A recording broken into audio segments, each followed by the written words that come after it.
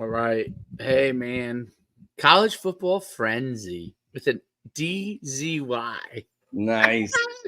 You created the name. Brilliant. Can I Brilliant. copyright that? Do I get all those little dollars at the end of the day? Yeah. Yeah, We'll we'll work talk on that. about that some other We'll time. work on that. We got to get college football frenzy to be Let's wildly go. popular. That's the key, Yeah. which hopefully we can do.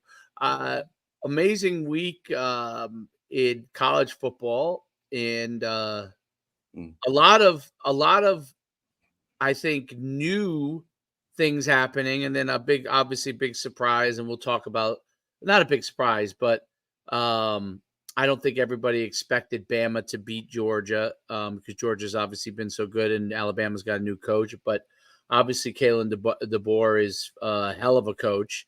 He's the right guy to take the place for Nick Saban. And it seems like he's got a really great demeanor there. But a couple of things I thought were really interesting. First, let's talk our alma mater. They seem to have it rolling in the right direction, which is great. UConn's another 40+ point game, and the quarterback got hurt again with second concussion. I think Evers. Eckers. Yeah, Evers, I think it Nick. is. Yeah. And Eckers. I don't know how to pronounce it. yeah, Evers. Yeah, but Anyway, Nick Evers. Yeah. He's a good ball. He's a good player. Wish I knew his name. yes. Well, he's a good player, but the guy who took his place threw for 200+ yards and 3 touchdowns. Yeah, ball. Second time he balled out in kind of that role. I mean, it's unusual. And I talked about it yesterday when we with Steve Culley and Mike Burton, and we talked. Yeah, we were talking. That podcast we basically just talked, Husky football, and we were talking about how it's interesting that there are two quarterbacks. They're both really good. They're different. Usually in a system, and you know this, you want your backup and your third guy to basically have similar capabilities to the first guy, so you don't have to kind of shift your system around over and over again. If someone goes down, they could go in and run the same exact system, But it's interesting because Fagano's more of a thrower. I mean, there's no doubt about it. And Evers is more of a dual threat guy, and a presence in the run game. But I thought the offensive coordinator has done a great job of kind of really just calling the plays and adapting to what his quarterback that's in there can do. Hey Dave, I'm gonna actually disagree with that aspect of it. I understand. I used to have that theory, like, hey, we want guys that can fit in the system. But if you want to be a great coach, you learn two things, and you kind of have game plans for both of them. I just being involved with this now and coaching for a while, and at the college level, and then in the Arena League, it is awesome to have a game plan for two different quarterbacks, two different styles of quarterbacks. I loved it. Yes, it was a hell of a ton of work, doing it, but now you know what they're both good at, and it throws the defense off because definitely, technically, when you have a true pocket passer and a / RPO guy or whatever you want to call him, label him, it's great because you have two little systems, and then you have things that they both can run, things they're both comfortable with. What I always used to do, Dave, is I'd say, hey, the Thursday before the game, give me your top 5, third down and long plays, your top 5 red zone plays. And if 2 of them meshed, then I would make sure both of them had that in case of injury. Otherwise, I would have a game plan for one and a game plan for the other, and we would work that in walkthrough to make sure that the offensive line understood, the whole offense understood, the head coach, he understood. So I truly do like the fact to have different styles. I don't mind. Let's put it this way. I do not mind having 2 different styles of quarterbacks, but it does make you work harder, and that's what the hell you get paid to do, man. It throws the defense off completely. They prepare all week for one guy, and now you get another guy. But yeah, That's bro. a great point. So that's Yeah. interesting because I think well in college, I think in recruiting that makes it a little more difficult in the sense that like you got to Certainly. recruit differently. But that's interesting. Like in high school, that's 100% always the case, right? Like Mm. you kind of have, and probably in youth too, right? Like, okay, this kid's playing quarterback, he can do this, and this kid's playing when this kid's playing quarterback, he can do this, and then when Yeah. if Yeah. this kid goes in a quarterback, he can do this, right? Correct. And you might have one guy that can do everything. You might have one guy that can run more, and then another guy that can throw more, or whatever. But you kind of in high school that you usually have that. It's interesting to hear you say that about a college, or even where you were at, even with the arena, Yeah. is that you kind of come in with the systems for those guys. Because I wonder if most guys think that way. Look at it as a benefit, or looks at it as being A harder. But detriment. Yeah.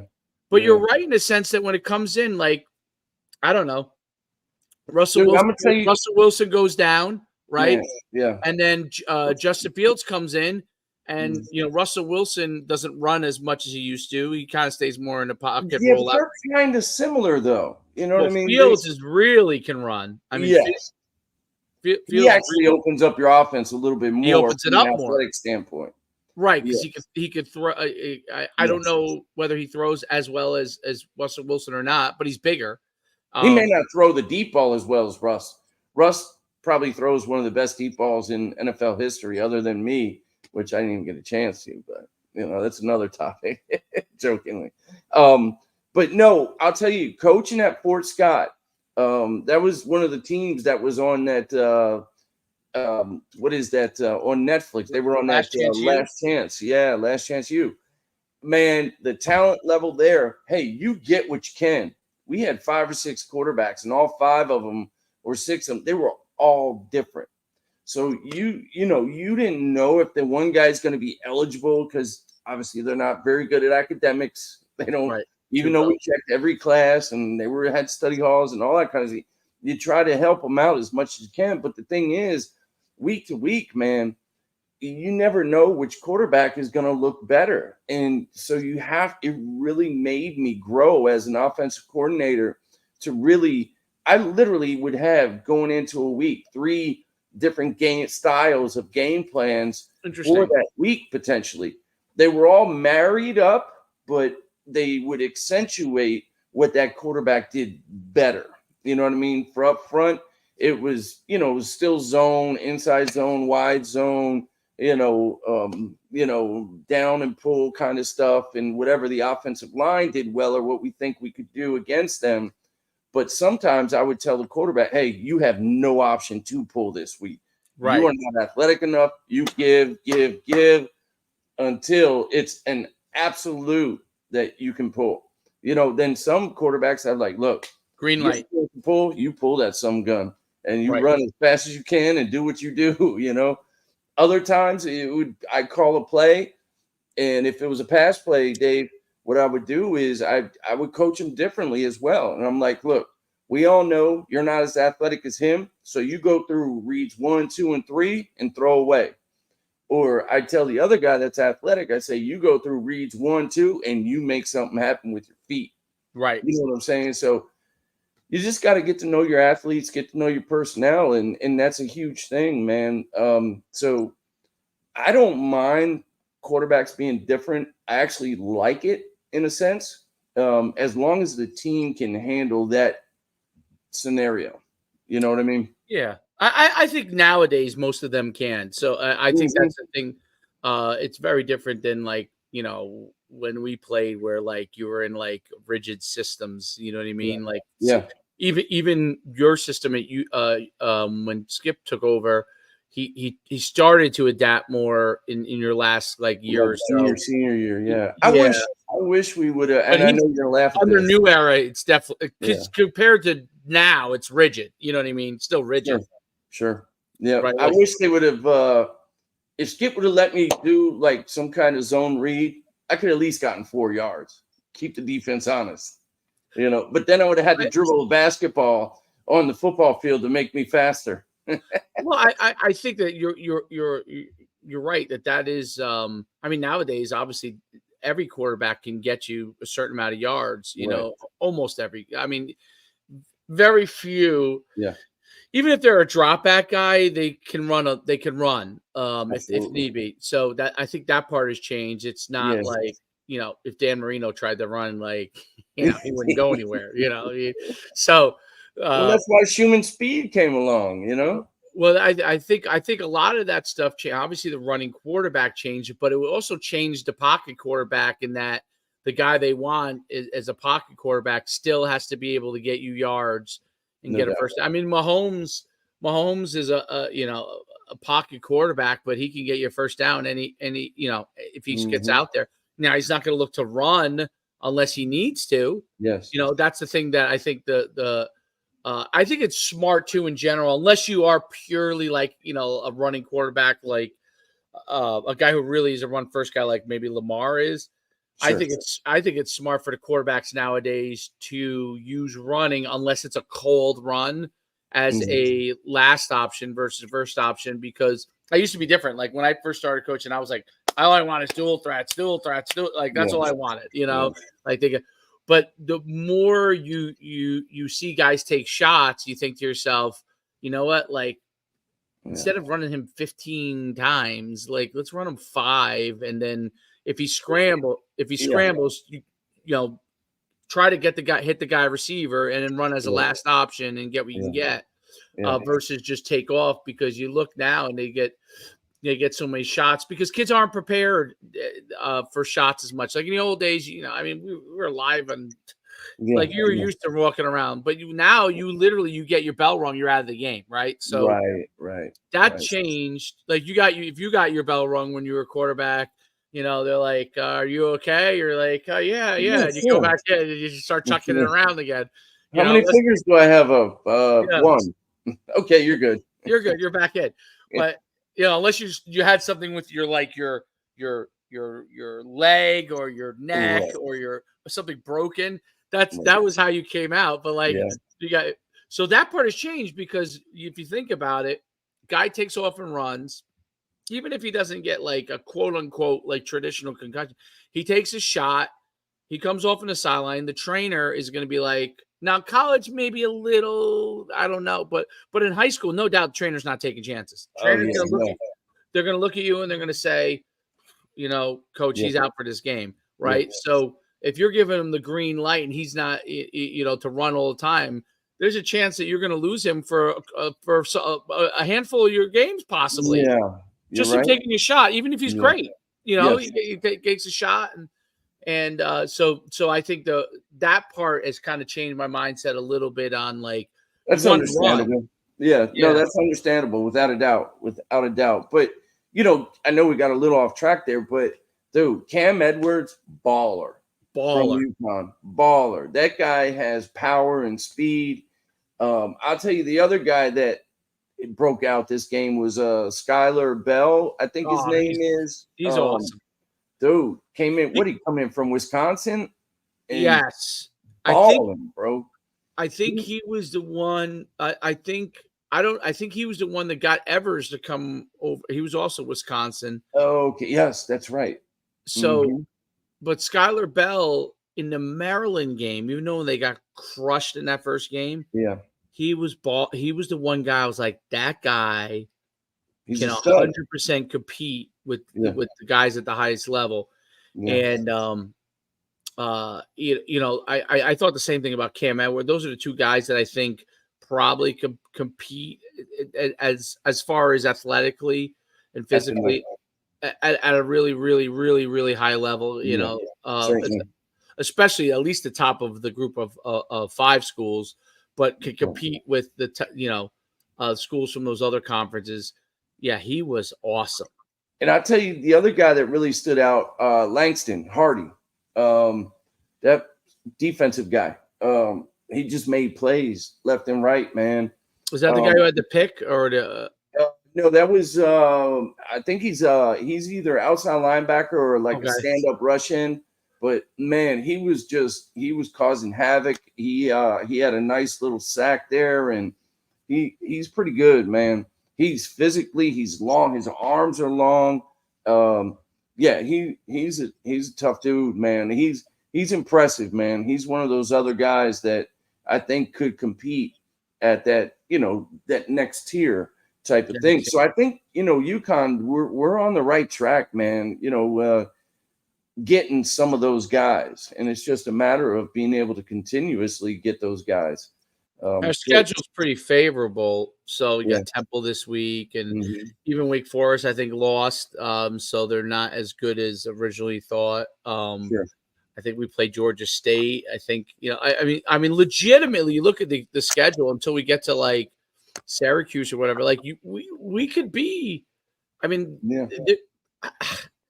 we could win probably every one of the games that are left, and that's the amazing thing. Like even like I don't think Yeah, we have Rice, UAB, Mass, and UMass, and Syracuse thrown in there with Wake Forest. So yeah, we got Temple, Wake Forest, Rice. They're all winnable. Georgia State, UAB, Syracuse is going to be tough, man. It's going to be tough. They have great quarterback up there is balling right now for Syracuse. Balling. That's the toughest part. But I think we could compete with them man for man, which I wouldn't have been able to say that after the Maryland game. I didn't think that, but we played Duke tough. Duke's still undefeated, and we only lost by a touchdown to them. I think Duke's 5-0. So I have to say, from last year to last year, I was like, man, like we're just not good. Like we're just not, even with Morrow, we're not going to get there. But then then after the Maryland game, I was like, oh, we're never going to get there. And then, but I'll tell you this: one of the things I would say is like from week 1 to week 2, that's your biggest opportunity for improvement, because of course you know where you are. Okay, good, bad, and ugly. You know where you are, and then okay, I need to start working on this, this, and this in order to get us improved. And that week, we made that jump to improve dramatically from week 1 to week 2, which Merrimack was very well timed next game. And I think that we're in a situation where that improvement was great. Gave us confidence. And now we're starting to move in that right direction. And I think that's huge, because if we have an 8-9, or amazingly, if we got a 10-win season out of, the recruits will get, next year, the opportunity to get. Now, NIL is a big part of that. So right, they're raising that money, but it's the opportunity will be there. It's whether, we'll have the capital to get them. But guys, I think if we do well, hey, this is a place I'll consider, whereas before, they may not have considered it, based off of the last 10 years or so. So, that's Duke second in the ACC right now. Well, tied for first, with Clemson and Miami.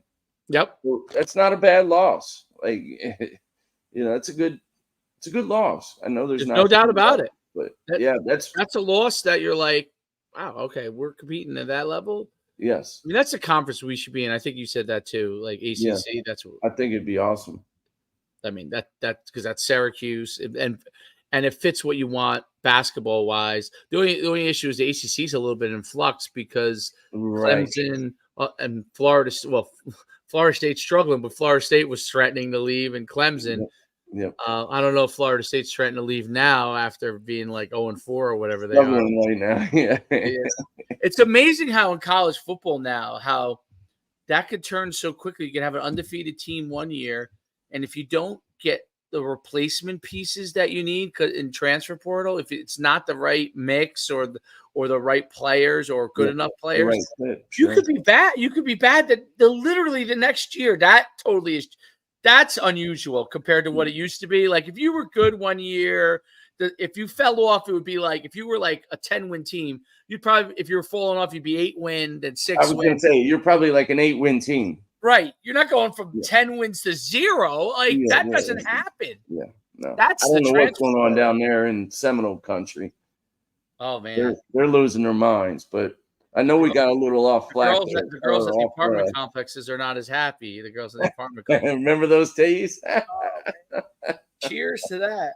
Hey.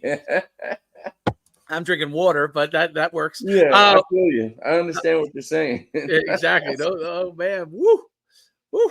Old Tennessee Street down there in the old Florida State country with all those bars and all those people. It was Oh, they had a library there that was called the Late Night Library, and they would all tell their parents they're going to the library, and parents didn't know it was a bar. I've been at that library. Yes, I think that's where what was the rapper? He was super popular back then. T-Pain Trick Daddy. Oh, Trick. Yeah. Trick Daddy. Yeah. Yep. If I remember that's what he was That's super, right. Yeah. super popular. I remember I Trick was at loves the kids. What's that? Trick loves the kids. That's Trick what he loves said in kids. his Oh song. my goodness, that was pure fun. That's when you get that moment you just go, that was great. Okay. Yeah. Moving forward. Moving forward. So let's talk Rutgers. Yeah. Wow. I mean, what Schiano is doing at Rutgers is amazing. It's pretty awesome, man. He's turning that program around. But you've always said this about Schiano when he was at Rutgers prior to leaving to go to the NFL, how great he was as a college coach and how great he was for that state, that area. And like you were saying prior, like how perfect he is for that, recruiting and everything like that. I mean, hell, they're 4-0. They're 4-0 with good wins. Yeah, and they won 2 close games, which in years past those might have been losses. He's turned them around from an attitude standpoint, and he's methodical. Like he's one of the few coaches I think in college football, and I think he's confident in this fact because he's really the only guy to ever win at Rutgers with any real winning, and maybe since like 1980. You know what I mean? Yeah. So because of that, I think he's pretty secure in his job, and there's a lot to be said for that, right? There's a lot to be said for a guy who's fairly secure in his job and the fact that they feel like this guy is the guy. We're going to give him the time for him to do what he needs to do. And he's been methodical in how he's built it. Like at first you were like, how is he recruiting? Like New Jersey coaches were upset, but he's methodically gone through the process. Now he's getting most of the Jersey top players, and he kind of did that round 1 also, but now he's in the Big Ten, which is a big difference. And a Big East was a good conference, but the Big Ten is really a different level conference. And now he could sell, hey man, you can legitimately win a national championship if we go undefeated at Rutgers because you're in the Big Ten. And basically, the 2 conferences for the most part that are going to win the national championships are going to be either the Big Ten or the SEC. And Big 12 is good and the ACC is good, but they're not overall at a level of those 2 conferences. And I think that sales pitch and that, coupled with I'm methodical in how I'm building it. Yeah. He knows what kind of players he can get and what he probably can't get. And he structures his offense and defense around that. Yes. Speaking of, that's a beautiful thing. I think it's unusual too in recruiting because a lot of guys just recruit for everything, right? He knows what he's got to recruit for. Yes. And I was just going to say this to you, man. There's no way they should have won this game other than that methodical mindset that you're talking about. Hell, they were from a total yard standpoint, it was 520-ish to like close to 300. Washington, Rutgers, Washington at over 500 yards, passing yards 300, rushing 200, whereas passing yards for Rutgers a little over 100 and rushing yards almost 200. Like they were getting basically outplayed in everything except for third down efficiency. So Rutgers was defensively, and he's a defensive minded coach. Yep, no doubt. So they had a plan where we're going to get them into third down territory. Washington was only 2 of 12, man. And the great thing is Rutgers took care of the football, not one turnover. And that's why I think they truly won the game, man, is they forced them into difficult third down situations to where they were ahead of the sticks, if you will, defensively. Yep. And caused them to kick field goals. And even though they had all those stats, all those numbers, they didn't score. There's no doubt about it. And it's funny because one of the things that, Holtz used to always say, with the plan, the third down conversions, right? How important that is.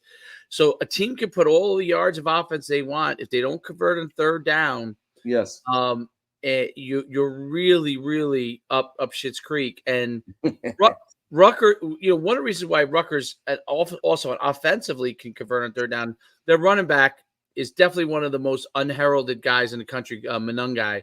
He's from, I'm not sure what city in New Jersey he's from, but he played at Don Bosco Prep and he played in that and he is, if you look him up and look what he's built like, he is yoked, and he's the exact back that he had a ton of success with when he was around round one, when he had Leonard and Ray Rice, right? Ray Rice, that's right. Yep. Those guys, Ray Rice was a load, and so Monungai is a load. He's got good speed. They evolve over time, but he's got good speed. He's big. He's powerful. He's a thick running back, and he gains a ton of yards after contact. And I think the way that Rutgers structures their recruiting and what he thinks he can get, he's always going to have one receiver that's going to be really, really good. Like he knows that this guy's a guy he can get the ball to when he needs to. It's always been that way. He's always had that one. So when he has a second guy, he's really going to be good. But he always has that guy he can get the ball to. And I think that they play good defense. They always play solid defense. And he has them understanding when it's important to get that stop. Like, that's a hard thing to coach, I think. Like, very true. Defensively, guys, they give up a first down. So you give up a couple first downs. Guys can get very, very frustrated on the defensive side of the ball. Disgruntled, frustrated, pissed off. And he gets them, when it gets to that third down, he gets them, hey, don't worry about how many yards they gain at first and second down. I don't care if it's 3rd and 2, 3rd and 5. Let's get off the field now. Let's get the stop here. He doesn't care if you drove most of the field. Now let's get the stop. Like, that was always a thing that I thought, like, really good guys defensively understood. Like, third down, like, okay, I don't care what happened on first. I don't care they drove the whole entire field. This is another opportunity. Let's try to get the stop here. And to be able to keep your defense on task like that, that's, to me, is, a guy's a great defensive guy when he can keep on, because that's hard, especially in today's game with the spread and teams can move right down the field. And then, you know what? Let's get the stop. It doesn't matter if the team's gained 50 yards. And I don't want to go backwards here, but I am going to. I love how I say that with the but. But that's where I think UConn has to get better offensively. Instead of kicking field goals, we have to start getting touchdowns. Because there's many times where we got inside the red zone. It could have been a 70-point game potentially for UConn this past weekend. But we ended up kicking for 3 instead of getting 7. You know what I'm saying? So, to your point, though, that's a you're great exactly point. Right. Because most of our touchdowns were big plays. Most of them. I think we had a slant to Skylar Bell, which was inside the 10. But it was a nice little design too. They ran basically like a little rub with a corner over the top and a spot route, and then a little rub for the slant. But it was a great design play.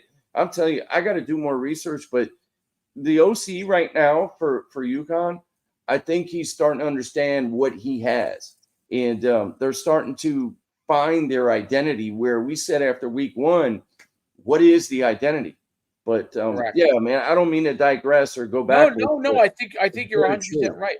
I think you see, in the Northeast, football in the Northeast, outside of Penn State, because Penn State obviously is, they've always been a powerhouse. I kind of put them, if they're not a powerhouse, there's a problem, right? So, and you're from Pennsylvania, so that probably better than anybody, right? Certainly. But the Northeast schools, meaning like PA East, you know what I mean? New England all the way down to the tip of Jersey, right? Maybe even dipped into Delaware. those schools have, in order to succeed, have to have a certain type of identity that they've got to figure that out. But there are certain things you can get in the Northeast, and there are certain things you can't get, right? And Correct. not that you don't recruit nationally, because obviously UConn recruits nationally, Rutgers is recruiting nationally, Boston College is recruiting nationally, Syracuse is recruiting nationally. They obviously are recruiting, but you still have to get core tenements of people from the Northeast, right? And so you need to get your depth from there, and that's where you have to get certain things. You got to know what you need, and I think UConn is starting to get that. Whether you get it in the transfer portal or you get it from high school, however you get it, you have to get those certain types of guys. You got to get it. Yep, and Rutgers, man, like, and Rutgers is understanding NIL too now, which is a big part of it. Rutgers doesn't talk a lot about it, but whereas where I think that a lot of places you really kind of have to talk about it more.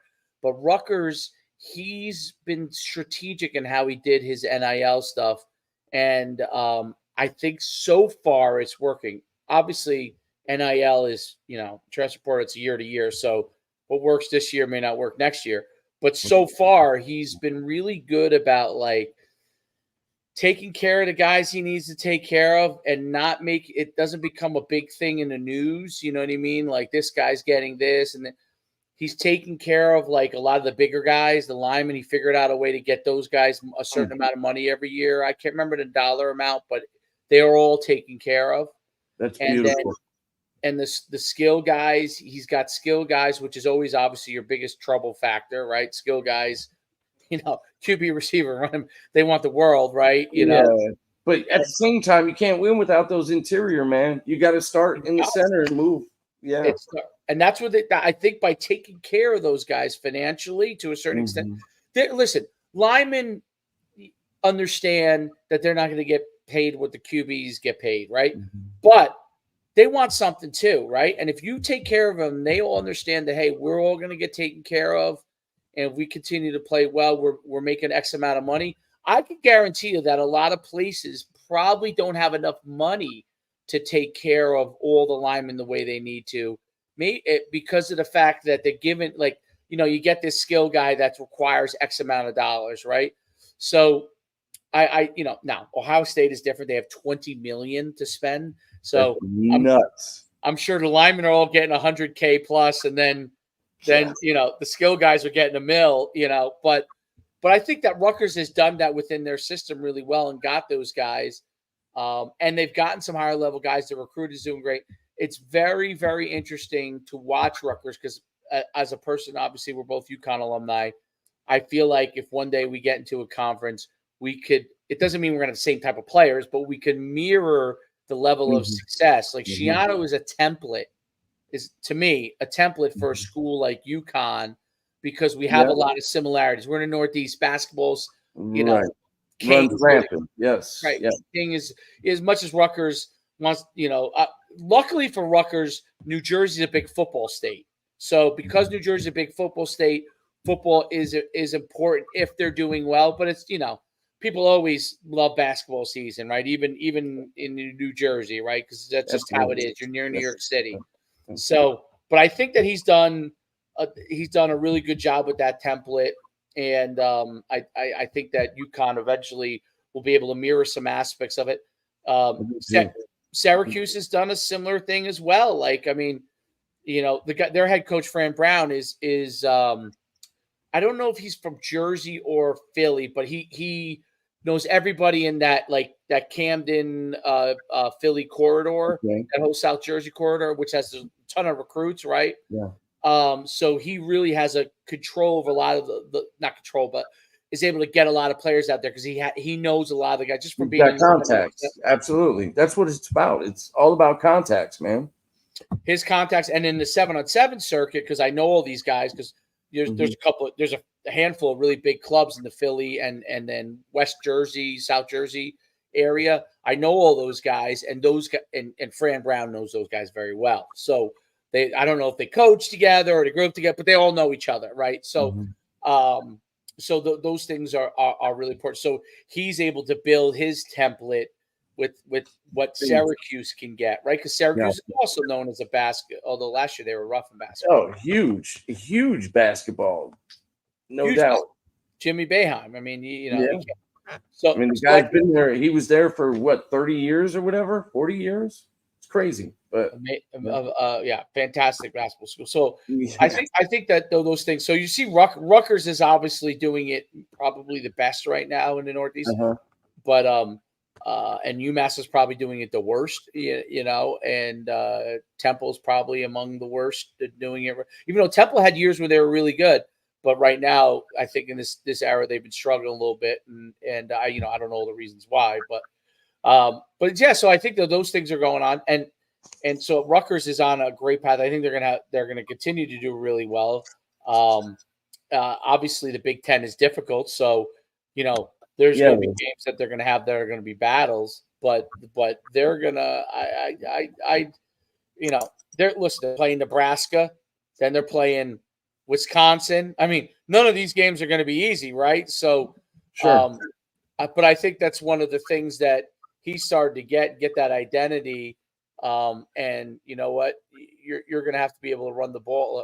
They got. Let me see. They have Rutgers has Nebraska, Wisconsin, UCLA, USC, Minnesota, Maryland, Minnesota.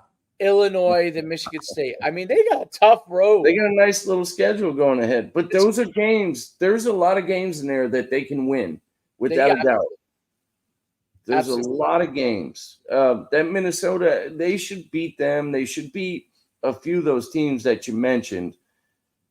The ones that are going to be the UCLA, the USC. That's where they go from being like a mid-tier to really, even if they win one out of two of those games, they'll be a top 25 team, I think, if they. Yeah, without a doubt. Win one of those two. If they upset in Nebraska or Wisconsin, I mean, I think they can. I agree. I think they're good. I mean, it's amazing to say it, but after the Washington win, I say they're definitely good enough. So yes, they have the talent, they have the structure.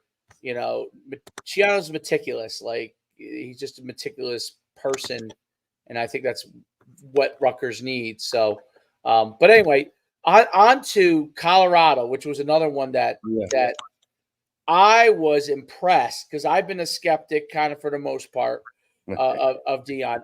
Even though Shedeur is obviously a fantastic quarterback, Travis Hunter is probably the leading candidate for the Heisman right now, along with the Boise State. That's that receiver DB guy, right? Yes. He's a beast. He's a beast, and him and the running back from Boise are probably the two front runners right now for the Heisman, along with the quarterback from probably Bama and whoever. Yeah, Illinois or whatever his name is. I should know his name, but I don't. But I hear what you're saying. Boise or no, from Alabama. Oh, Milrow. Yeah, Milrow. Yeah. But it's Colorado destroying Central Florida. I thought two things out of that. I thought, number one, Colorado is obviously better than I thought as a whole. I don't think their O-line and D-line is great, but their skill level is tremendous. It really it's amazing that I was going to say their skill level, like obviously that's what Deion was. You know what I mean? He's a skilled guy, both offense and defense. He knows how to pick talent. You talk about recruiting. This guy knows how to recruit talent as far as from an athleticism standpoint. He knows how to get those guys. And I think he's learning how important it is to have that interior, like we were just talking about, with Rutgers and UConn as well. But you can't win without those guys. I don't care how good your quarterback or how good. Yeah, they're going to make plays. But when it comes down to those big time games, you have to be able to control the interior. The interior is the key because you're not getting inside the 10. So, yeah, I mean, the space condenses. Yes, you could throw passes, but you're going to have to get a little fancy in order to get guys open. Yeah. Unless you're just running screens, coming up with Kansas City type, plays and different things. You got to get fancy because the space is less, and if you can run it, Get to the 10, you could run it right in. I mean, that's the easiest way to do it, in my opinion. Like if you get inside the 10-yard line, you just pound it right in. That's And here's the great thing, though. They have so many skilled players at Colorado. You can help your offensive line right now right. using that's what I also learned, like coaching at Fort Scott, at the junior college level. We had skilled players. We didn't have a very good offensive line.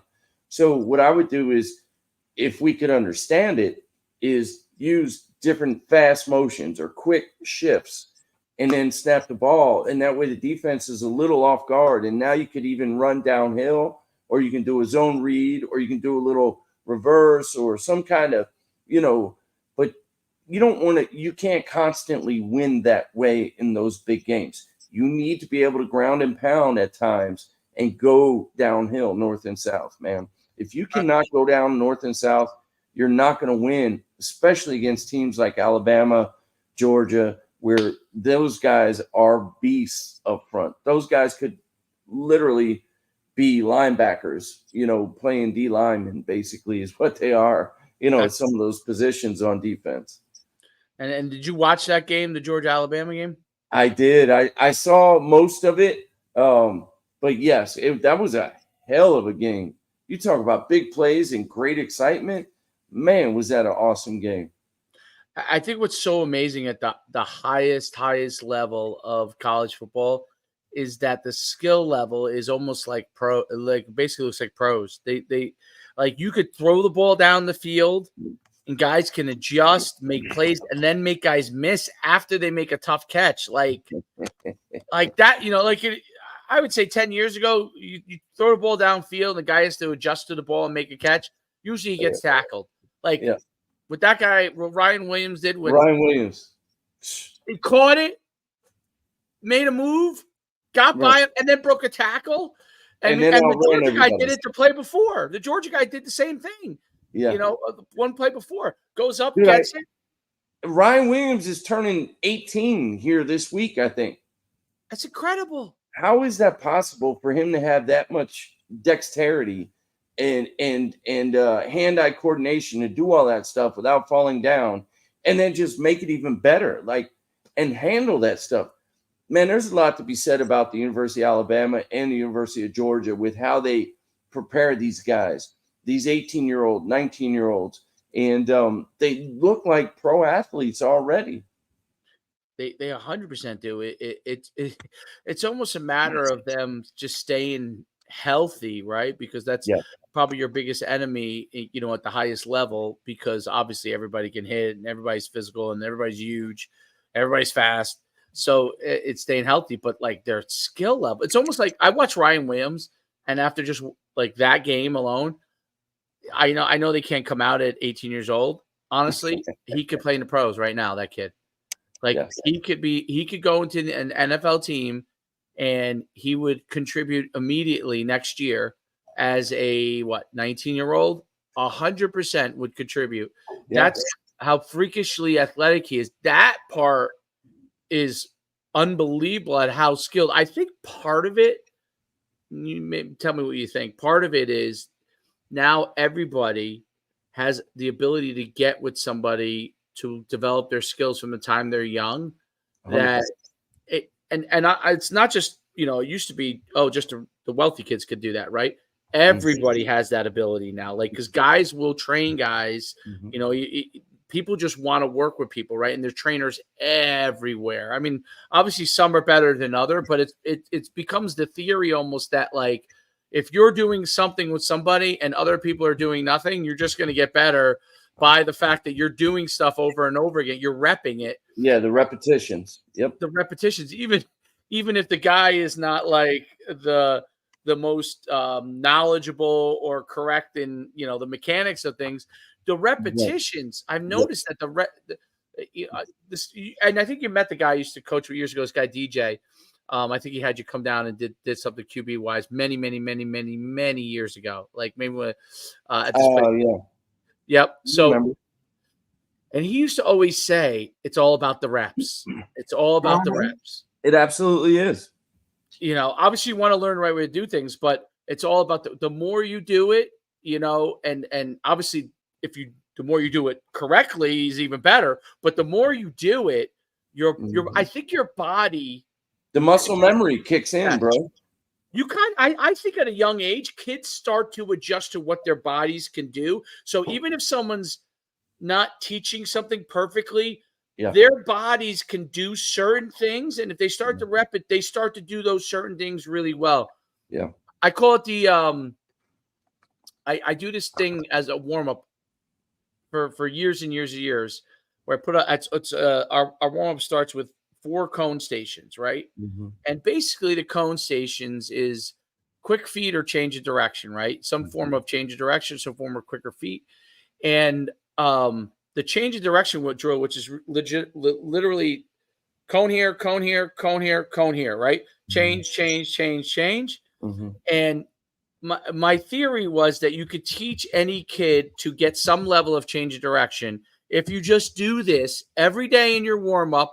He does 3 or 4 reps of it every single day, okay, throughout the season, and then hopefully he does it in the off season. But if he's with you and he's doing it every single day, 3 or 4 reps every single day, if he does nothing else, he's going to at least know how to change direction decently well.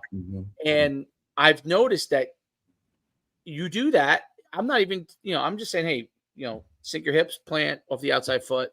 Right. And that's all they're doing, right? And what I noticed is that by reps, they just get better at it. And then all of a sudden, an opportunity in the game. And the game comes, yes. They put their foot in the ground and they go the other direction, right? Dave, you're 100% right. Yes. It's amazing, right? But it's, they're doing it, the drills, they're not even thinking about it. Like, we're telling them, hey, make sure you sink your change direction. And they're going through it, but they don't really know why exactly they're going through it. But then all of a sudden you see it in the game, they put their foot in the ground and they have the confidence to put their foot in the ground. You don't see what I always call the slow athlete 2-step. They come, not a jump cut, but the plant, then go in the other direction. 1-2, yes. Yes, the slow athlete, not to put your foot in the ground and go, right? And drive, yes. Yep, and that's different from the jump cut, 2 feet and cut. But I always say, when you see a kid that knows how to change direction, someone shows on, he puts his foot in the ground and he goes forward and gets by the guy, right? Or has a chance to get by the guy. There's a guy by the name of Chip Smith that I trained with. Oh yeah, Chip Smith is absolutely he's known throughout the entire country as one of the best, if not the best, NFL basically prep guy for the combines and everything. I think he just retired or something. I spent a month with him and I still keep in contact with him every now and then. But this dude down in Georgia, in Atlanta, Georgia, just suburbs of it, this guy was amazing. Talking about where your knees should be, where your hips should be, the bend you should have, turning your toe in. I went from running, I remember the pro day at UConn, and I ran like a 5 something. Now, granted, the turf we were on, it had all these beads because they just replaced everything and everybody was slipping and everything like that. But point is, I went from running like a 5 flat in the short shuttle to running a 4.17 in the short shuttle. And I mean, that's wide receivers were like, damn, are you a wide receiver? I was like, no, I'm a quarterback. I went from running a 5.140 training with him to running a 4.76 consistently. And not that a 4.76 is lightning fast, but that's better than most average quarterbacks, going into the NFL type of thing. So what I'm trying to get at is, to your point, those technical things transfer over to the game and you don't even think about it. Like, I look at pictures of me when I was in college and in college, I should say, and I'm looking at my fundamentals and I'm looking at my feet and I'm looking at my hips and I'm looking at all these. I'm like, man, I was such out of whack. And now I look at different things, certain pictures, and when I was with the Bucks or when I was playing arena football with the Storm and everything like that, it's night and day, like the base, and training with a guy like Steve DeBerg, and he taught me all that stuff about training, and how your base can't be tight. You got to have a wider base. If you see all these quarterbacks nowadays, you'll see their toes are at like a 45 angle. You'll see that their base isn't here. It's here.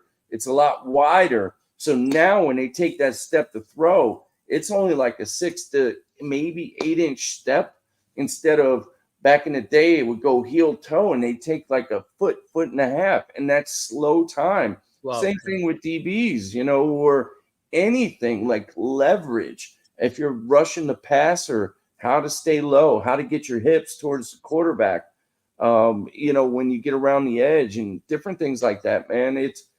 It's amazing how training has totally changed, and it starts at a young age. It definitely does, and it really, really does develop. That's why you're seeing guys like Jaden Daniels and these other quarterbacks like really ball out, or these receivers at 17, 18 years old look like NFL, rookies. There's no doubt about it. It's amazing what they can do athletically, and it's the repetitions of it over and over and over again. Yeah. And it's one of these things. It's like I heard this guy. He's like he's an older guy, but he's a newer, like he's like the most famous speed guy, quote unquote, right? This guy Tony Holler. I had him on the podcast a while back. Great guy, and he talked about like. He said, training. He's like, everyone thinks that like speed training is like, oh, you got to run like 8 100s, and or they got to do this heavy load of this. He's like, no. He's like, it's probably no more than 30 minutes of work, and half of it's your dynamic warm up, right? Yeah. And then it's running fast with bigger breaks, so you can get faster, right? Yeah. So. Yes. And he said, what that allows you to do is then you got to recover after. Yes. So what allows you to do is, in the old days, you did these crazy hard work. You remember we did these crazy speed workouts that were so hard, and you're taxed for like two days. He said, now it's not a huge tax load. It's a handful of reps. It's very fast, and you could come back sometimes the next day and do because you're not running 100, you're running 30 yards all out, or maybe you need one day. And so you could do speed training where the old thing used to be, maybe you could do it twice a week because of the tax load on it. And then the other days are filled with all this other nonsense. Yeah. Now you could do it. He said 3 days a week and maybe even more if you're doing something different each day that doesn't tax a certain area. Yes. Because the whole thing is doing it fast, not how many times you could do it, but breaks in between, large breaks, and then you go fast. And that's what develops speed. So it's the same thing with like training, right? Like it's the same model. And I tell my son this all the time. We're not out here to throw. Okay, we're not, when we're warming up for a few minutes, when we're going back and forth and we're talking, that's part of the connection with the person you're working with. Me, for my son, right?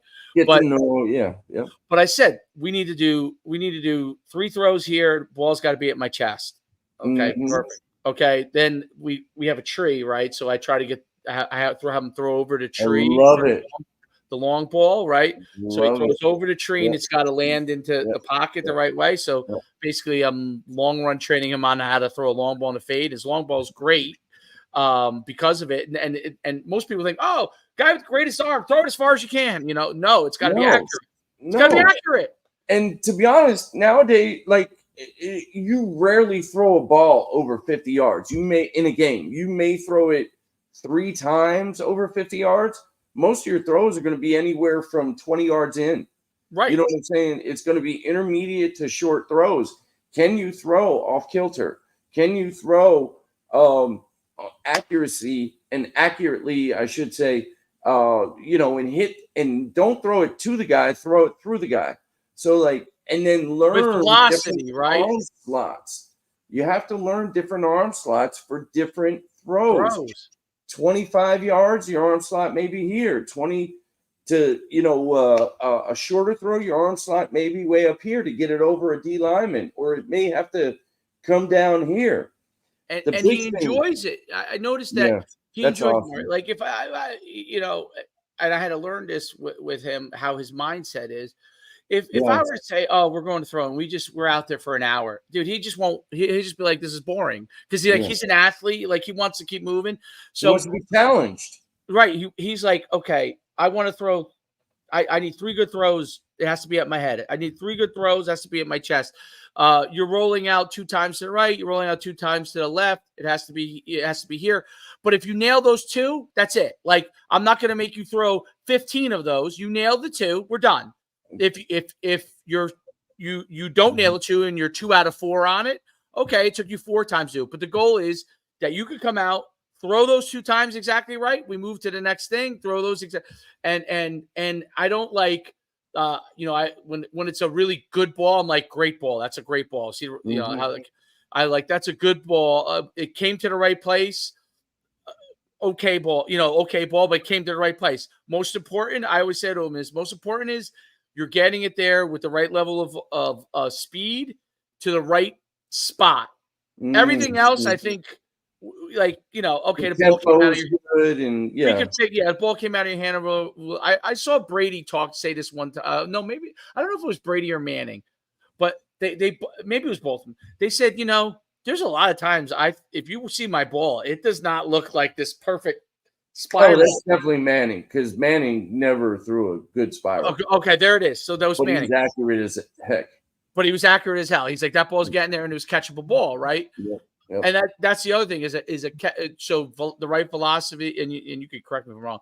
The right velocity, the right spot, that's Yes. catchable, right? So some people think like you want to throw it super hard. Like I always tell them like don't baby the ball, just throw it to me, and then Exactly. we could Don't always throw I it could to always me, dial throw it it through back. me. Yeah. Yeah, I could always dial it back like for this throw, but Uh-huh. don't try to place it and then it doesn't go. Then all of a sudden you're throwing like I call them jump shots. You're throwing a jump shot out there. Like that's something. But it's interesting because that's how the reps were. And you know what I noticed? If you're only doing those small amount of reps and you're focused on that, you could actually throw almost every day without ever him feeling like the Destroying fact your arm. without losing your arm. He's always focused. Like he doesn't really because we watch Aaron Rodgers and he he's a Jets fan and he doesn't overstep or anything. Like I always say, like it has to come from the hips. Like get the foot down and it's got to come from the hips. And if you rotate your hips, the balls, quickly, you're going to be in a good position because you're not always going to be in a position where you can literally, Right. step Yeah, into it the that's way you very want. rare. Yeah. You're going to have to get rid of it. If you rotate your hips, you're probably going to get most of your power into it, Yeah. and you'll probably be in good shape. And yeah, if you have time, and you could get everything into great, but most of the time that's not going to be the case. And I noticed so by not overthrowing, and what I notice a lot of when kids go to QB coaches, Yeah. Yeah. okay, the QB coach has you for an hour, right? They're paying for an hour.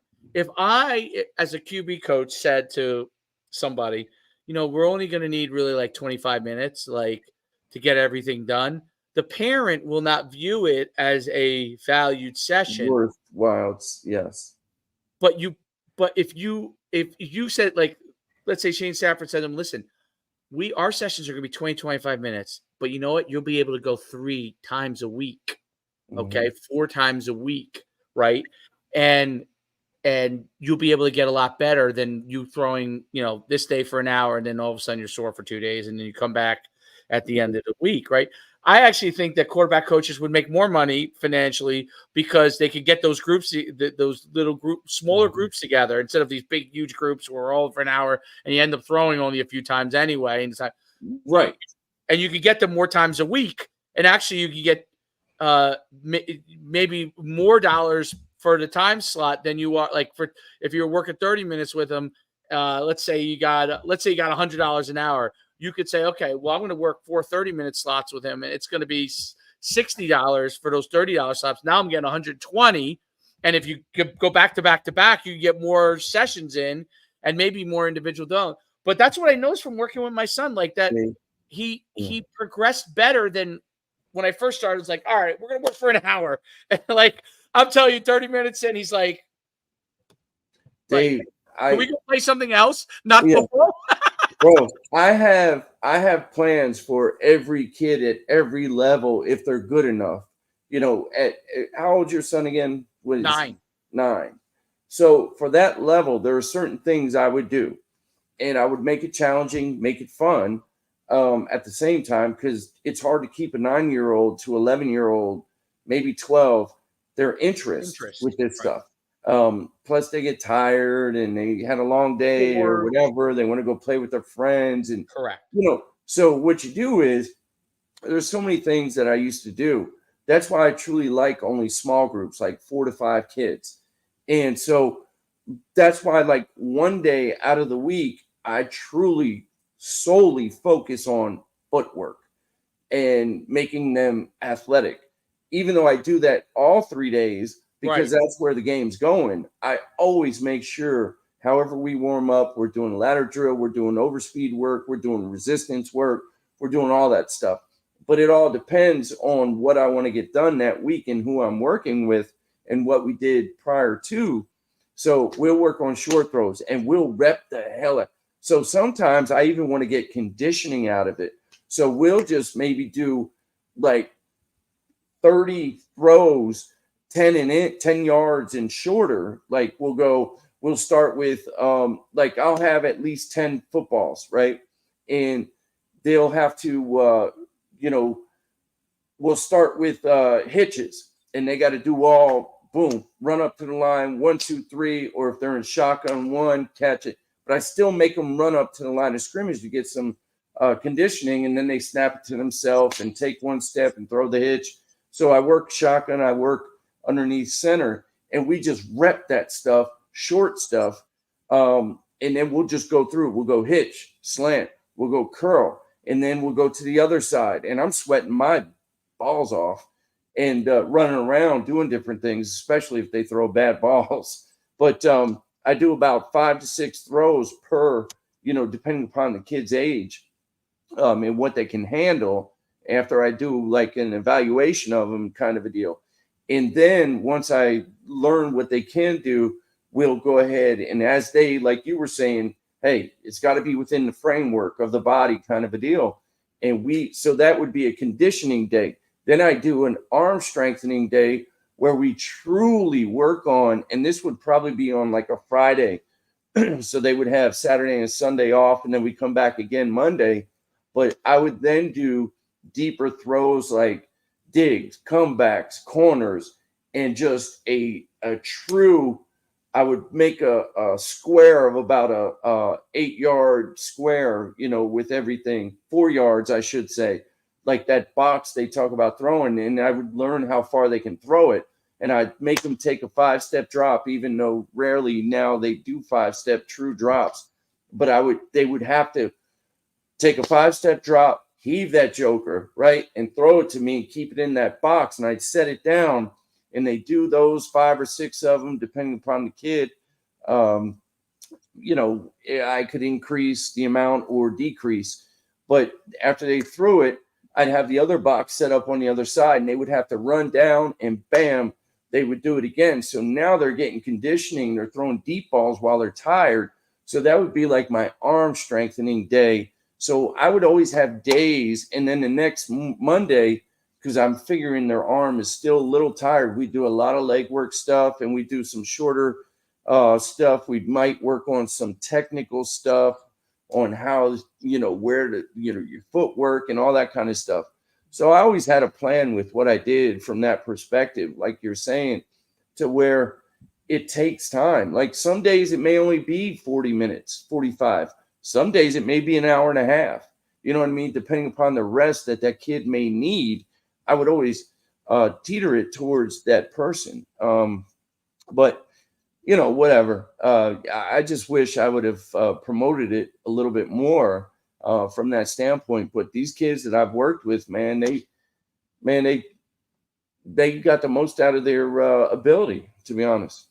Yeah, well, that's the whole key is to figure out what gets them the Mm-hmm. most out of them, and it's I mean, obviously there's a certain level of footwork and technique with everything, but there's also a certain amount of aspect of like it's like one of the things I learned from you was getting the ball out of your hands as a quarterback. Mhm. Like like that can be repped. Like that's something that I noticed because The left side is huge, man. If you want to get it out your hand, the higher this goes up, the longer it's going to take.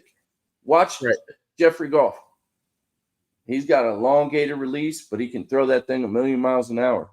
But he's got to tighten it in the red zone. He struggles in the red zone because he doesn't know how to. Once this goes up here, man, that defense reacts. He's got to learn in the red zone to kind of shorten up, keep that left elbow tight.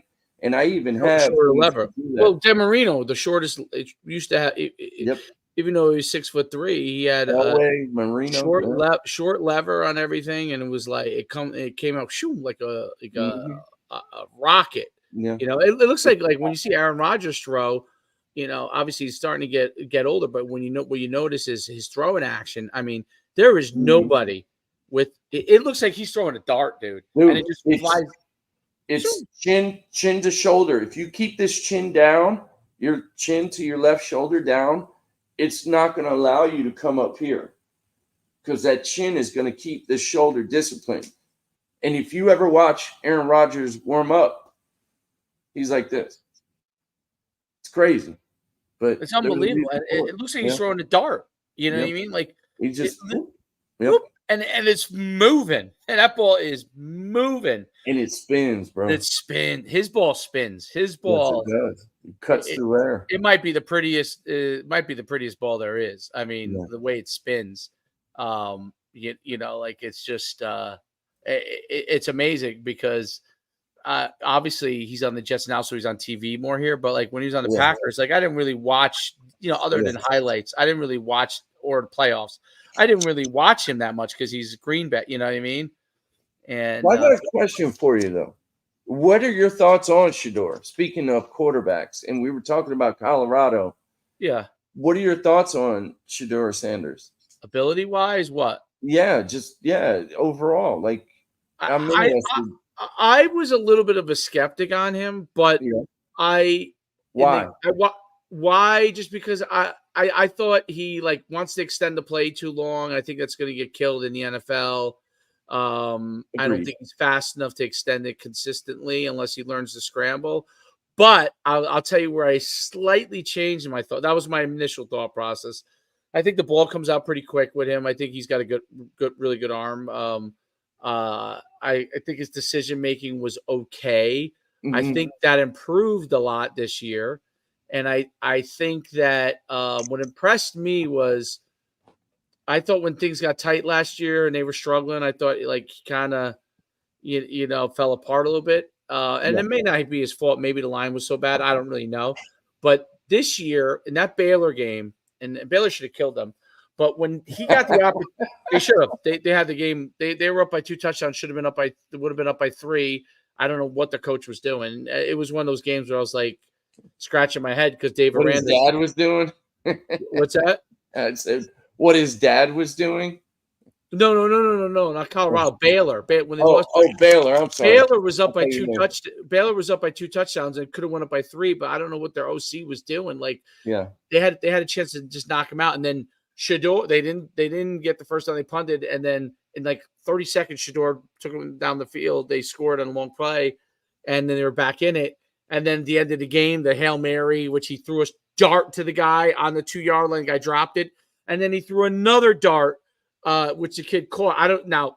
The Baylor's coverage was nonsense to me. That should have never happened either Mm. time.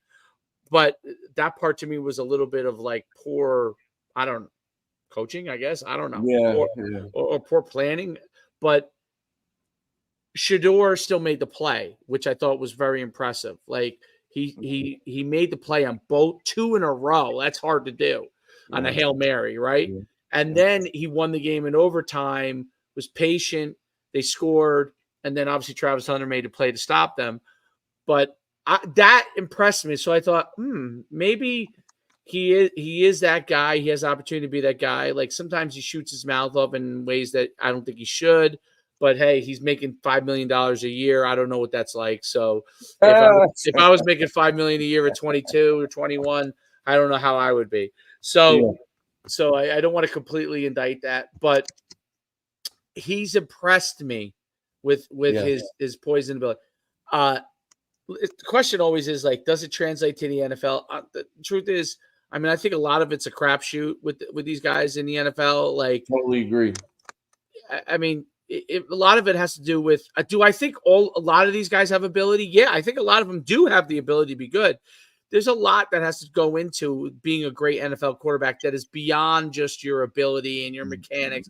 It is your mind frame, your willingness to work. How much can you absorb? I don't know the answer to any of those questions on any of those quarterbacks until they actually get in there. Like I don't know whether Bo Nix is better at this than Caleb Williams or Jaden Daniels. I could just see off ability what they might be, but that doesn't necessarily mean that they're going to be a better NFL quarterback. And I think that's the one thing in evaluating NFL quarterbacks that's so hard. I think there's a minimum ability level you need to be able to play at that level, but above that minimum level, what makes them great, I think, goes beyond their raw athleticism and all those kind of things. Like even, Lamar's such a great runner. Yes, he's a great runner. He's an okay passer.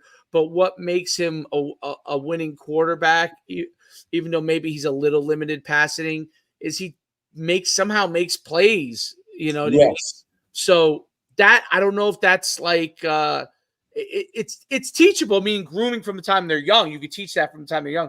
But when they get to that level, how they're able to make plays at the highest level, a lot of it has to go with the willingness to work. I think the willingness to learn and their feel for how the pieces are moving in the game. And I think that part as a quarterback is hard. Like some guys have that feel really good and some guys struggle with that feel. And I because the windows are so tight, the guys that can have that feel, have the opportunity to be able to get into that zone where you're like, aha. Like, I think if there's a quarterback in the pros, if you don't ever get into that, aha, I get it zone, you're not going to get there. Like Sam Darnold has gotten there this year. Finally, he's gotten the opportunity. It might just, like, they throw them all into the fire so early. Some of them succeed. Some of them really need more time. Like Sam Darnold looks like someone that, was in either a bad situation or just needed more time. Like the aha moment doesn't come always. Everyone, it happens at different times. You know what I mean? Yeah. I'm going to tell you, Sam Darnold, I was a huge fan of. I think he was great as a college quarterback, and I thought he'd be a very good pro quarterback. I was totally thrown aback by when he struggled as much as he did. Granted, he was thrown into the wolves with the Jets. You name me the last good quarterback with the Jets. Joe Namath probably. I mean, Ken O'Brien was pretty good. Kenny O'Brien was pretty good. He was pretty good. No, he wasn't bad. But what I'm saying is, they just don't surround them quarterbacks. I'm saying. I love that kid, the one they just drafted from BYU. I didn't love him, but I thought he could be he was undersized, but he had the arm and he had the mindset, right? Didn't work out for him, whatever. But I thought he could be a good pro. And I'm so happy to see Sam Darnold. Is Sam Darnold going to win Minnesota championship? I don't know. He's a guy that needs help, but he's a guy that could win you a championship if, in fact, you surround him with talent and things go well. Is he a guy that's going to be the ultimate game changer and win you a game like a Lamar Jackson? No. You know what I mean? You could say that about Brock Purdy. All these pundits, I love how our boy Orlovsky, you watch Get Up and all they talk about is, the quarterback from Washington, Jaden Daniels, because Orlovsky made some prediction that he's the best one in the class. And all they do is talk about Well, he Oh, did win the Heisman. That wasn't really that outlandish of a prediction. yes. So he's like, oh yeah, he's the best quarterback in Yeah, he this. won the Heisman Trophy. Okay, so maybe he Boy, was. that's tough. Boy, you went deep into that pocket to get that change. You know what I'm saying? Like, what the hell? You know, way to No, do your research. No, but my point is this though, like I want to see somebody get a guy like Brock Purdy and say, oh, this guy's gonna be somebody. You know what I mean? Like all these things, and you're exactly right with what you're saying is from a quarterback standpoint. Same thing with like from a O-line, D-line standpoint, and any position on the field. well, Does there's it some translate? positions that I like. I think wide receiver or running back, like, and probably defensive back. I think if they come in and they were super high drafted. Now, Mhm. injuries are different. Like, I can't predict what happens injury wise. And receivers have to fit a system. Maybe running back to me is usually good right away. A DB, a corner, for example, is if he's good, he's probably pretty good right away because the tread on the tires starts to come on. Right. If they're not good right away, they're going to start to get beat up. Most of them, right? I Mhm. mean, not everybody's Yeah, like Frank Gore. Very few guys are like that. sure. So, where they can continue to handle the beating. Same thing, I think, for the most part, wide receivers. I think wide receivers that don't succeed, usually it's because they get in their own way, meaning they are not getting the Oh, ball yeah. enough. They're They think, frustrated. yeah, They stop working. They get pissed off. They're prima donnas. They're always they high. think there's something that they're not. They're always high strung. They always think that someone's out to get them if they're not getting them the ball. It's like Mhm. the quarter. Why don't you stand in the pocket when 9,000 guys are coming at you? I'm sorry I didn't get you the ball on this play when you were wide open. I'm sorry I missed it, but Yeah, there are 5 yeah, defensive linemen trying yeah, to kill me. yeah. Okay, so sometimes I'm not going to see you. But anyway, Right. but I think wide receivers don't. I think for the most part, wide receivers don't understand it. And you could tell them all you want, and it's the rare guy, like maybe the greatest receivers of all time or the top tier receivers that probably do have compassion for it. But Like Fitzgerald from Arizona. He's Fitzgerald, special. or even, even Randy Moss, who was a big prima donna, Brady taught him that, listen, just come over to me. Let me know you're open on that play. You don't have to go, Yeah. Look at me. Look at me. okay, I'm getting up from just getting killed. I see your hands are up and you're open. Thank you for telling me. I'm sure coach will tell me in my ear Randy Moss was open. Right. So, but I think but I think those guys potentially could be really good right away. I think most of those kind of positions, O-line takes time. I agree. I think interior D-line may take time. Some are good right away. Some aren't.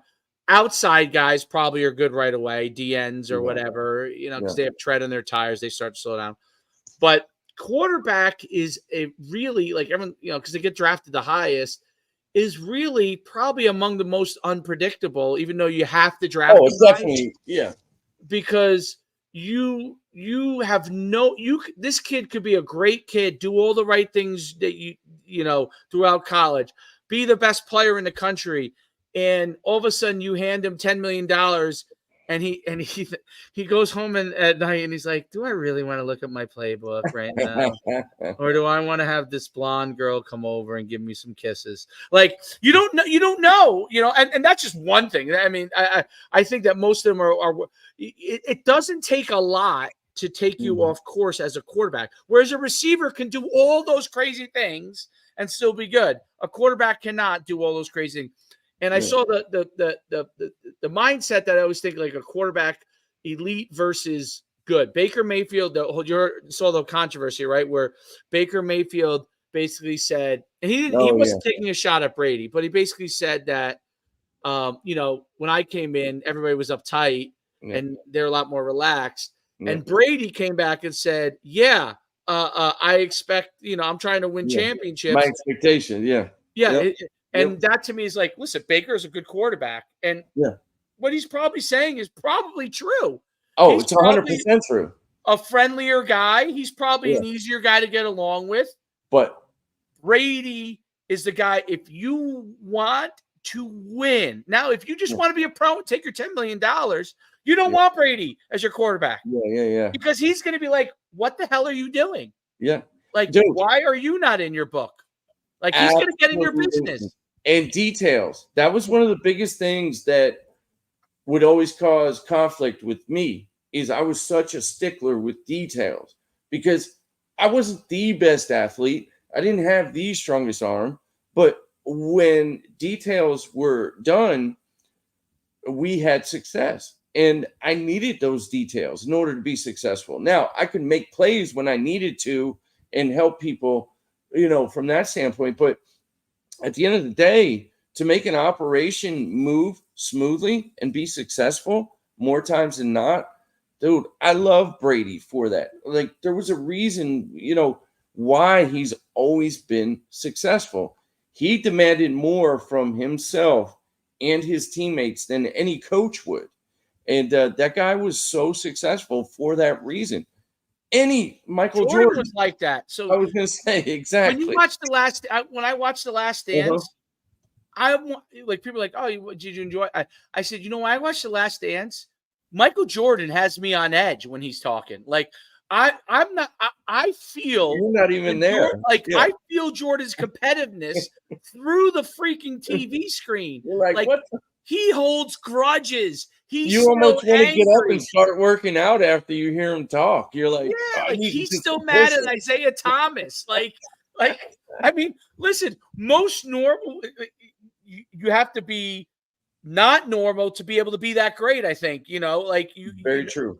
And you have, and I think that's, you can appreciate it. Listen, I'm super intense, but I cannot say that I'm even as intense to the level that Jordan, you feel it through the screen. And when I was coaching, and you notice when you coach, like I knew when guys were not committed to being successful because guys would hate being around me because I was like, why are they doing this? Like, we're not stopping this.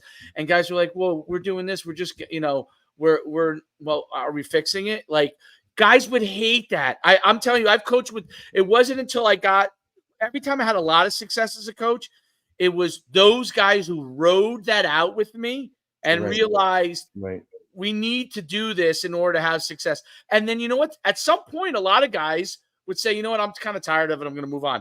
And that's okay too. But that's what, in order to succeed, like you have to continue to really have a high level of success. You have to be willing to push. Yes. And you know what? It is not really a friendly thing. That's the bottom line. It's not. It's not. There are guys that are better at it, like handling it. But like you look at Nick Saban. I mean, come on. I mean, look at Belichick. Like now there comes a point when it may be too much, and then that's when it maybe goes the other way. Yeah. Then there's a point. There's the highest level. It's like this point you get to. Yeah. It's a make or break point. Like you have to get to this level to be the absolute greatest, let's say. Right. But if you go over that edge where it's too much, you'll lose. If you're not there where it's not quite enough, you'll lose. You might be good. You might be good, but you're not going to. In order, it has to be the right amount of over-the-top intensity without so much that everybody completely hates you. I think it's kind of honestly, Dave, I think it's bullshit. I think you have to stick with your plan. I think you have to stick with your personality. And you can't change. You got to have other people They have to adapt to you. Yes, exactly. And if they can't, then, hey, you need to ride. You may be a great coach, but you don't fit in here. Because then what happens is, from a coaching standpoint, players start to see that descent, all that rift, because y'all aren't connecting on that page. And it is truly a dictatorship. It's the head coach's way or no way. Then it's the offensive coordinator's way or no way. Correct. Like, that's how it's got to be. That's correct. You may have to, you can be malleable a little bit. Like for me as an OC with my quarterbacks, like in the arena league, because hell, throw the ball all the time. So I would sit down with them, but I would tell them at the end of the day, I'm making the final call, and they would respect that. But yeah, I feel what you're saying. I mean, but then you have a guy like Andy Reid, who everybody loves, and all he wants is a cheeseburger after the game, and which is awesome. Well, But so there's also a level. So I think there's a balance of there is some guys that are so smart, okay? And I use like Elon Musk, and like, I would, like, and there are some guys that are so. There's Jeff Bezos who worked his ass off, made great moves. Built the company, like probably sold his soul to get all those things right. And then there are geniuses like Elon Musk, who I don't know his methods, okay, but somehow he does things. Now they're both in the same spot, right? Like among the wealthiest guys in the world, wildly successful. They're totally different politically as far as their viewpoints, but you would say they're among the best in business that there is out there. Period. End of story. Right? Yeah. One guy gets there because he works his ass off. Yes, 100%. Is probably an absolute genius. Meaning Elon Musk probably could think about things in ways that we could only dream of being that smart. Right. And I look a little bit at Andy Reid like that in the sense that he, because he was an offensive line. When offensive linemen become OCs and they don't know how to adapt to skill guys, they fail miserably. But when they do, because the offensive line is so complex, okay, and teaching it is a very difficult thing because I've coached it, and you really have to know what you're doing, and you really have to be willing to work with all these different guys to get them in the same boat. And the O-linemen have different personalities. They're a little effed up, bro. They're also getting no glory, right? So you have to understand that at the end of the day, they're doing all this for other people to get all the hot girls, okay? I'm hooking him up with the hottest girl on the not me. I'm not hooking myself up. I'm hooking him up. So you need the right kind of person. And I think when you get a guy like that who also understands how skilled guys are and can get it, and a guy like Andy Reid could be, unbelievable. And I do think within football, obviously, he's not just innovative, but I wouldn't use the word genius on a football coach because Elon, to me, like I understand. There's levels of what you're saying here. Obviously, within his sport, in his field, he's a genius. Correct. So, he might have a 150 IQ, but Elon Musk is probably 180 or something. You know what I mean? So Andy Reid in his field is probably considered. But I think a guy like Andy Reid, I'm sure is meticulous and all those kind of things, but has a way about him because he is so smart and probably widely considered the smartest guy in the room that he can have, when he disarms people, it maybe gets everybody to a different level. I think Tom Brady is very smart. I don't think Tom Brady is a genius. My impression of Tom Brady is he is the hardest working man in the room and willing to learn and do whatever he can to be the absolute best. And I think that's a different skill set. So you're right in the sense there probably is a couple ways to skin the cat, but you have to have like you have to have a certain level if you're gonna be not on 24/7. You might have to be superior in your field intellectually above everybody that you can utilize your personality to get everything done. Whereas a guy who may not be, I would say, like, there's lots of millionaires and wildly wealthy guys that never even, they graduated high school, then go to college, right? They went and they worked in construction, worked their way up. They figured out some things. They started building houses. They made it their own business. All of a sudden, these guys, and some guys like that, became millionaires. They weren't a genius, but they were meticulous in what they had to get done, right? And then you have the guys like the Elon Musks of the world who are like, well, it's just a whole nother level. They're just a whole nother level. And I think Andy Reid may be like that. I don't know him. but in his field, he may be like that. Like Nick Saban to me strikes me as a guy who's obviously very smart, but he knew that he had to work his off for every single thing, and that's how he was going to become the best. Yeah. You know, and not only that, he had to piss on his fire hydrant like basically every day in order to get to where he had to get that respect. And once he had that respect, he never looked back, and he's just said, "Hey, I am doing it this way." Same with Bill Belichick. Like that's why Bill those Belichick, two same guys, way. Yep. you know what I mean? They get along from that standpoint, in my opinion. I don't know either of them personally, but they work their asses off. They probably work. They And it's probably not work that Andy 22 Reid hours a doesn't work day. his ass off. Andy Reid works his ass off, but Yeah. I think he sees some things that other people don't see within the game. I think he sees that, and that is an advantage. And honestly, on the quarterback side, the guy that mirrors him is the perfect guy because he's also like that. I think Mahomes is probably pretty close to brilliant. Okay, and he sees things that other people don't see.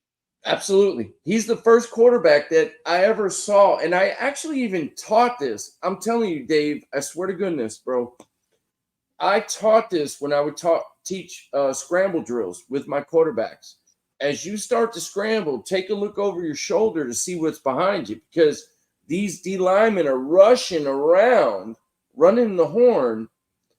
And as you run, you better look behind you, take a quick peek.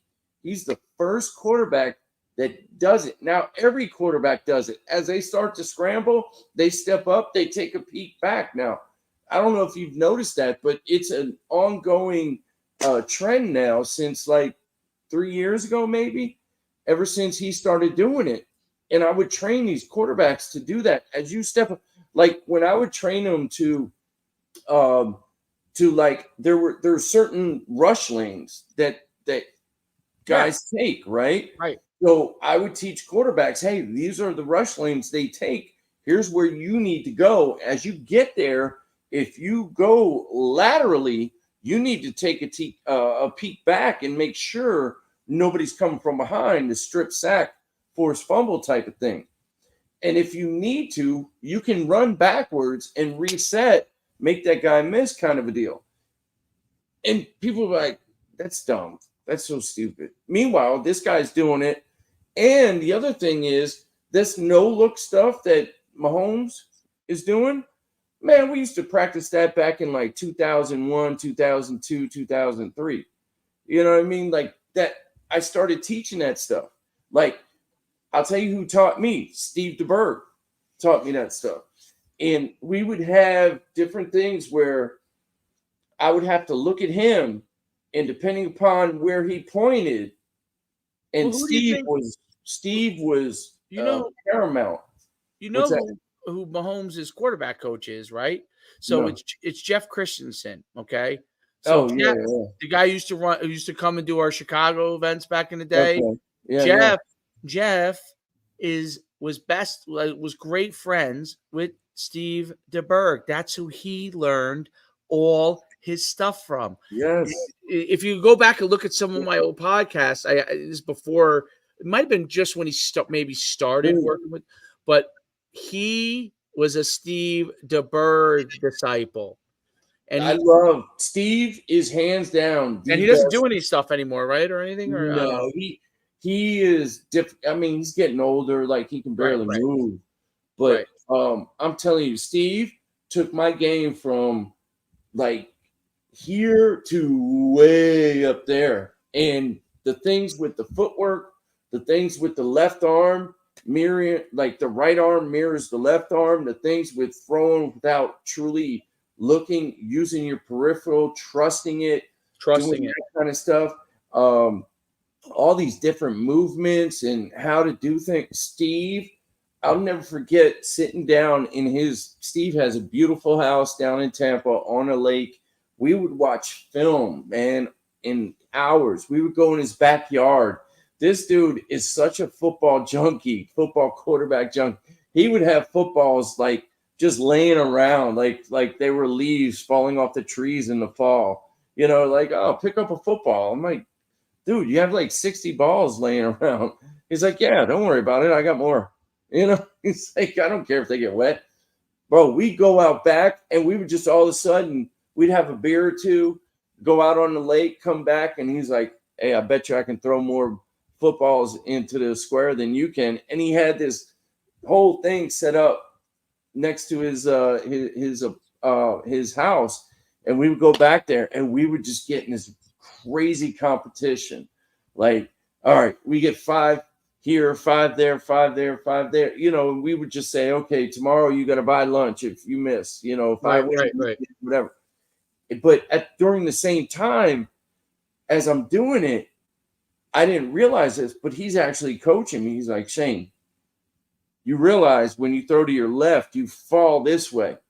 I was like, what do you mean? He said, you got to turn that back toe in, heel out, and step at your target instead of swinging that gate open, kind of a deal. Started doing that. Boom. Next thing you know, I hit like 5 out of 5. He's like, damn, I wish I wouldn't have told you that, because now I got to buy lunch tomorrow. You know what I mean? Like, Right. He's just a good dude in that way, man. And that guy really elevated my game. And I swear to goodness, his play action fakes, hands down, the best ever. His showing the ball and extending it and bending at the waist and showing it so that everybody can see it. I don't care if you're in pistol. I don't care if you're in shotgun, but you bend at the waist, even if it's a 2-hand ride. So now they see it more, and the secondary level doesn't see it because you're down low. You know what I'm saying? So they Right. lead you. And now you read your read. If it's a read option, type zone read type thing. Dude, Steve is, I didn't know that about Christensen. I didn't know he was a disciple. Yes. That's pretty amazing. And the fact that he's throwing, quarterback, teaching all that stuff. He's Dylan Raiola's QB coach. Mahomes is QB. You watch. They do the same things. Absolutely. They do. Well, the thing that I'm saying is, I was about to say is they do everything that Steve taught. Yep. And everything. that's because Jeff, I'm sure he's evolved certain things over time, but like the core principles are exactly. So absolutely. And I've talked with Jeff at length about this. Like he is, and Jeff's a really, really great like quarterback mind. For a long time was honestly very frustrated with everything because he was building his business, but guys weren't listening to him because there were other QB coaches teaching different things. Yep. That's what I ran into. Yes. And they would hate on him. Yep. And then once his enough of them started going through the systems in high school and then college and started having success, people started to realize, wait a minute, he might be right. And then he kept, in all fairness to him, he kept pushing. He would reach out to these pro guys and stuff, and he kept pushing. And eventually, I can't remember who the first guy was to work with, but eventually it worked his way around that Mahomes started working with him. And Mahomes made his huge leap when he started. I don't remember if it was like year 1 to year 2 or 2 to 3. I can't remember what year it was, but he made that huge leap. I remember he told me, he's like, watch what he does. Like we fixed a bunch of things that were. If you watch what Mahomes does with his footwork and how he keeps a wide base. Yep. Same thing with Brady. Brady, if you watch Brady from when he was his first few 6-7 years with New England, and now he widened his base, and now the ball pops out quicker. Even though Brady raises his left elbow. But he kept his footwork, so that brings the left elbow down quicker, and the ball pops out quick. Dude, I told you about this a long time ago. I'll never forget when I was with you in Jersey, and you said Phil Simms teaches an elongated release. I don't know if you remember that conversation. Yep, he changed. By the way, Phil has changed everything. Absolutely, he has, because that's the reason his son was awful in the red zone. Because everything he did was so elongated. And I said, Dave, he's going to struggle, man. And him and his son run a QB school now in North Jersey, Matt, I think. And you know what's interesting?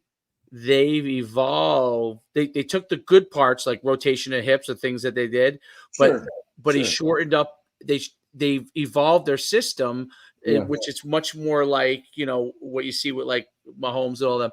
And the quarterbacks now do much better with it. But I remember when he first taught that, it was many, many years ago.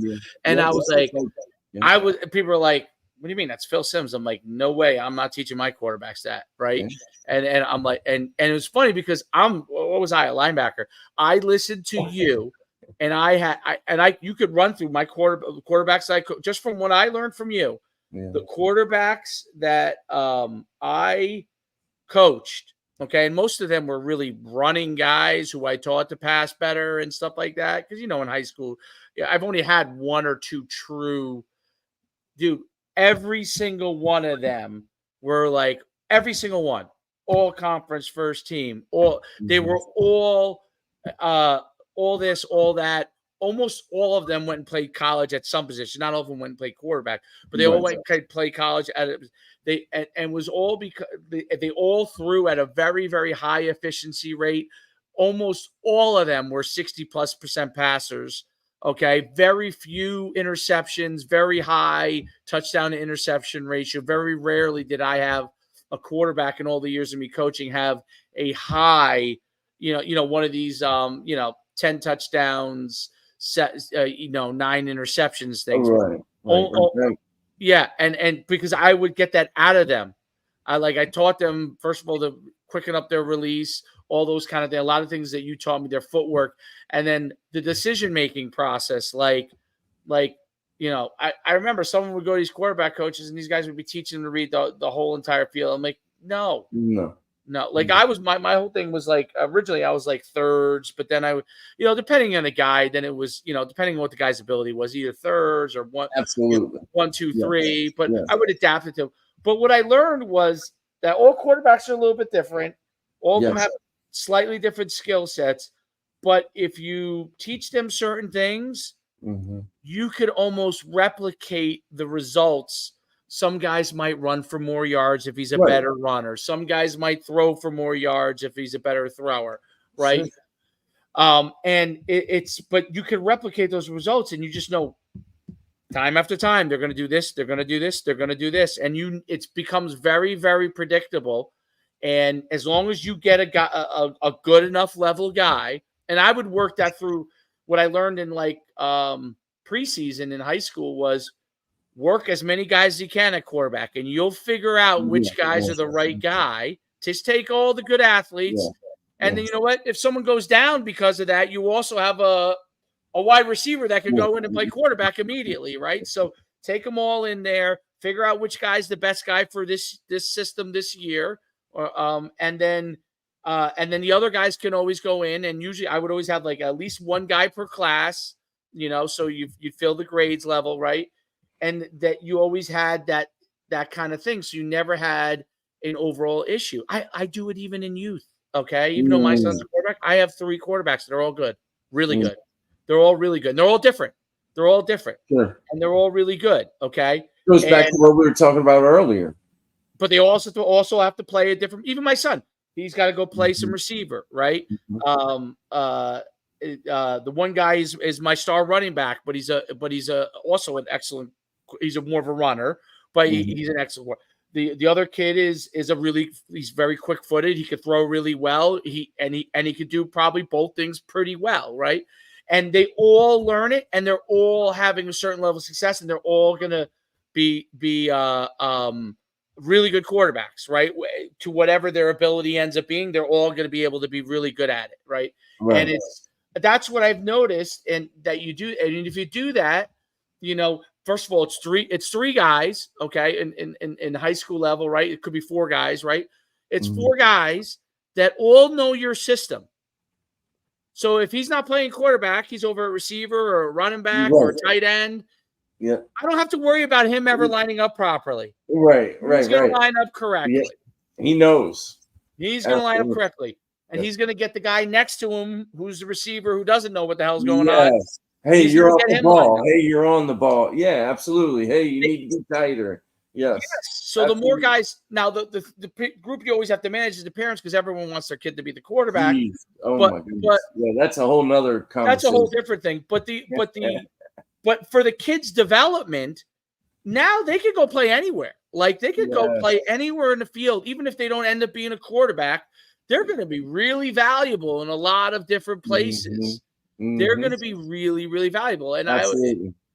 look, how many of these guys are quarterbacks in high school and they end up playing receiver in college or running back in college or tight end in college or safety, and they're valuable. Exactly. They're valuable. Like the kid who was the two-time Gatorade Player of the Year in New Jersey last 2 years, Michael Ford. Okay, he was a running quarterback. He could throw adequately. He was on our club team, and when he played on our club team, he played receiver for 7-on-7. Okay, he was their quarterback, and he would throw for 1,400 yards, rush for 2,500. Crazy. Goes to Stanford as a running back. Just got in the game as a true freshman last week, rushed for 100+ yards as a running back, right? Jeez. What do you never have to worry about with him because he played quarterback? Okay. Probably blitz pickup. He's going to pick up the blitz. He's going to know where everybody's going to be. Like, yeah. I mean, running back for him is probably a joke easy. Yeah. Like, all he has to do is take his step and be an athlete after that. This is all you want me to do? Carry the ball? Great. I can do that. You mean I just got to line up in the same spot and just go? Okay, I'll do that. Yeah, I mean, so that's what, and so even if kids don't end up playing quarterback, the more kids that are willing to 100%. Learn it and to be able to swallow their pride and that they may not be playing quarterback all the time, but it's going to help you in everything else you do. And that's kind of, and I learned DJ taught me that one. That was DJ Nymphius. He said, get all your athletes playing quarterback, even if they don't end up playing. 100%. Yes. Get them all playing it, even if the only thing they're going to do is take the ball and run, because they'll know where to line up when any other position they play. They'll know where to line up. They'll know once they play quarterback, they can immediately play safety and middle linebacker. Yes. I mean, immediately, right? Like they know everything. You're exactly right. They know everything. Like if it doesn't pan out here, they can go over here and do everything they need to do. I mean, running routes, when you're a quarterback and then you go and if you're a receiver and you run routes, that's a joke to me. If you're a good enough athlete, that's got to be a joke because the quarterback wants to do with the ball. Yeah, you already know. You see the defense, you're like, I'm probably getting the ball here. I'm getting the ball. Yeah, you're playing that leverage.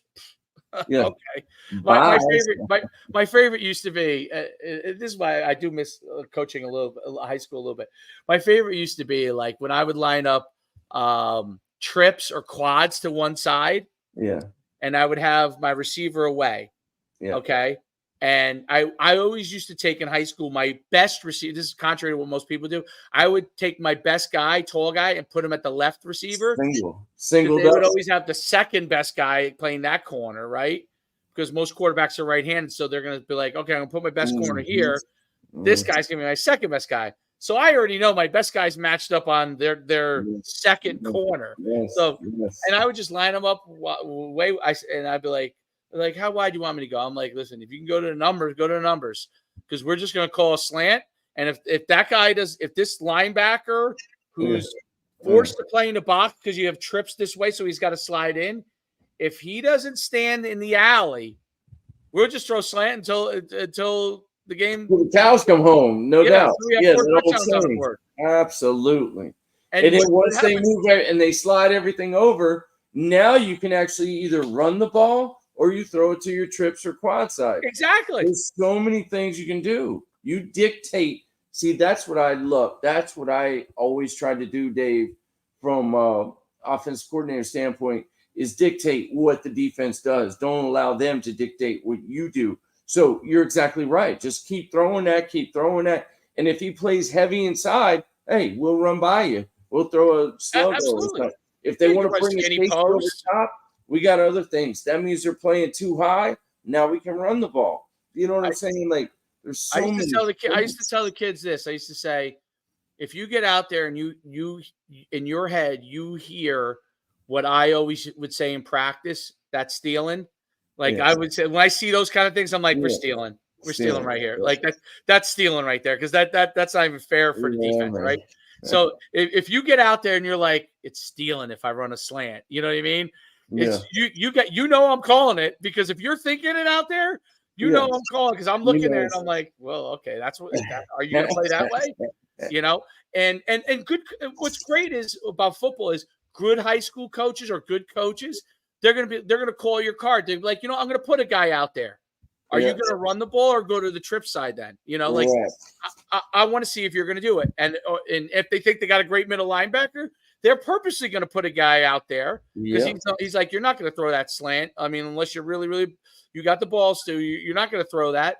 Let's see if you're going to run power inside at my good middle linebacker. And if my good middle linebacker can't make the play, then I'm going to have to give you the slant. You know what I'm saying? Like, I love that chess match of like, oh, especially when you get against a good coach on the defensive side. You're like, oh, this guy's good. Like this guy, he's adapting right. Fun. That does make it fun.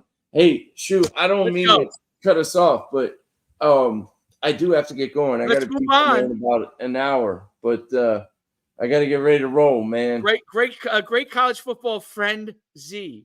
Friendzy, brother. Until next week. I love it. Until next week.